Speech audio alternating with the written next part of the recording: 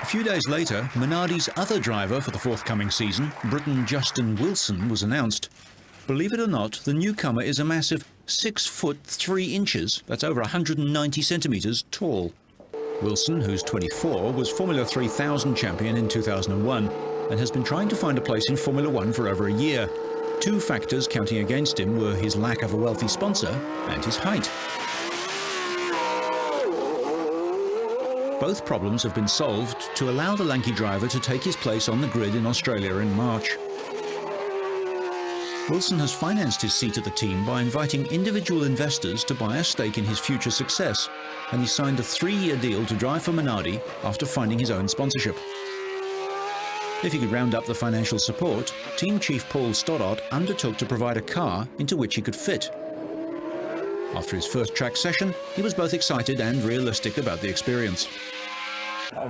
It's obviously the best car you've ever driven.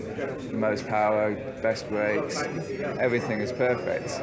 But after half a day or a day in the car, you get over that feeling and start to look for ways of making it go quicker. And then it will understeer, oversteer, hill handling, underpowered like any other car you'll drive in your career. So it's just much more advanced, and there's certain things that still blow you away.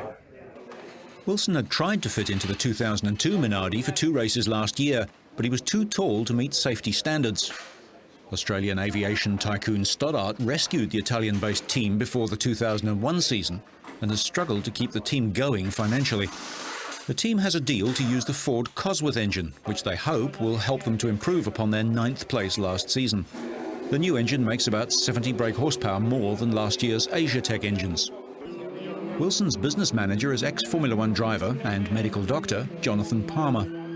Intense interest in '99, in 2000, and of course in his championship year 2001. And in Justin, I saw a potential champion. Now, he proved that in 2001 when he won the championship, and Formula 3000 at international level is no easy championship to win.